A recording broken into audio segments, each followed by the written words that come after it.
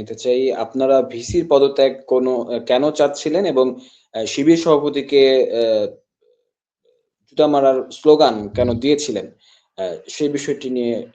আপনি যদি উত্তর দিতে চান। আচ্ছা দেখবেন বিষয়টি হয়েছে যে বিসি স্যারের যে বিষয়টি আমরা আসলে ওইখানে স্লোগান দেওয়া হচ্ছিল বিভিন্ন রকম আমরা আসলে বিসি স্যার যখন এখানে একটু প্রধান সে উনি আমাদেরকে না জেনে একটি সিদ্ধান্ত নেওয়া হয়েছে তো সেই জায়গা থেকে শিক্ষার্থীরা স্যারের বিরুদ্ধে স্লোগান দিচ্ছিল সেখানে শুধু আমরা যে স্লোগান দিচ্ছিলাম তা কিন্তু না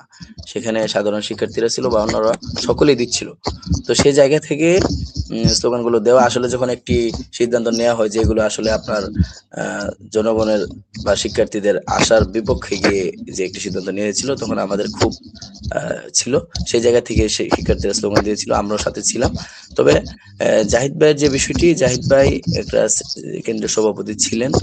কিছুদিন আগেও উনি আমাদের বিশ্ববিদ্যালয়ের আমরা মনে করি এটা আমাদের জন্য গর্বের কিন্তু উনি যখন আপনি দেখবেন উনি যে পুষ্টি দিয়েছে সেই পুষ্টি তাদেরই আরেকজন শিক্ষার্থী জগন্নাথ বিশ্ববিদ্যালয়ে তার পোস্টকে কপি করে সেখানে হুবহু তুলে ধরেছেন যে ছাত্রদল শিক্ষার্থীদেরকে হুমকি দিচ্ছে নির্বাচন বানচাল করার জন্য আসলে এরকম কোনো ঘটনাই ঘটেনি যখন আমরা নির্বাচন স্থগিত হওয়ার প্রতিবাদে আমরা আন্দোলন করছিলাম আমরা আসলে প্রার্থীরা অনেকে কান্না করছিল যে নির্বাচনটা স্টপ হয়ে গেল সেই মুহূর্তে ওনার এই দায়িত্বশীল জায়গা থেকে এরকম একটি উস্কানিমূলক পোস্ট আসলে এটা ক্ষতি করেছে আমাদের আমরা মনে করি এবং ওনার এটি ঠিক হয়নি সেই ক্ষোভেরই বহিঃপ্রকাশ যে এই স্লোগানগুলো দেওয়া হচ্ছিল সেগুলো আসলে পরবর্তীতে ভুল বোঝাবুঝি হয়েছে জাহিদ ভাই তার পুলিশ ডিলিট করেছে আমাদের স্লোগানও বন্ধ হয়ে গেছিল তো আমরা এই বিষয়টি একটু ভিন্ন রকম আমরা মনে করি আসলে এরকম ওনার দায়িত্বশীল জায়গা থেকে আরো সংযত হওয়া দরকার যেন একটা পরিস্থিতি এখানে একটা অঘটন ঘটতে পারতো ওনার এই পোস্টকে কেন্দ্র করে যে আসলে কি এরকম কিছু হচ্ছে কিনা আমরা আসলে কিছুই করি না কিন্তু আপনি এই একটা পোস্ট কপি করে দিয়ে দিলেন এটা আসলে সঠিক নয় আমি মনে করি এবং বিসি স্যারের বিষয়টি তো বললাম একটি অনাকাঙ্ক্ষিত বিষয় আপনি স্থগিত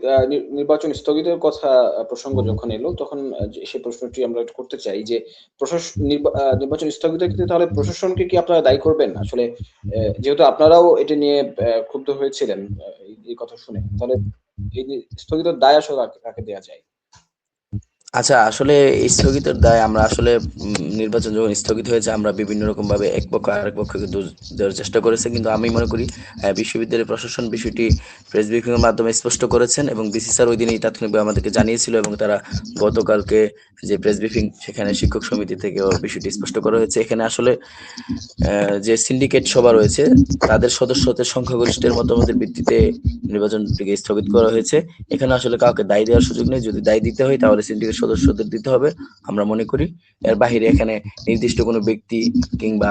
অন্য কোনো সংগঠন এখানে কেউ দায়ী নয় আপনি যেমনটি বললেন। আসলে আমরা সর্বশেষ প্রশ্নের দিকেই যাবো। আ আমরা জানি যে আমাদের দেশের ছাত্র সংগঠনের যেমন উজ্জ্বল অতীত আছে, তেমনি নিকট অতীতে আমরা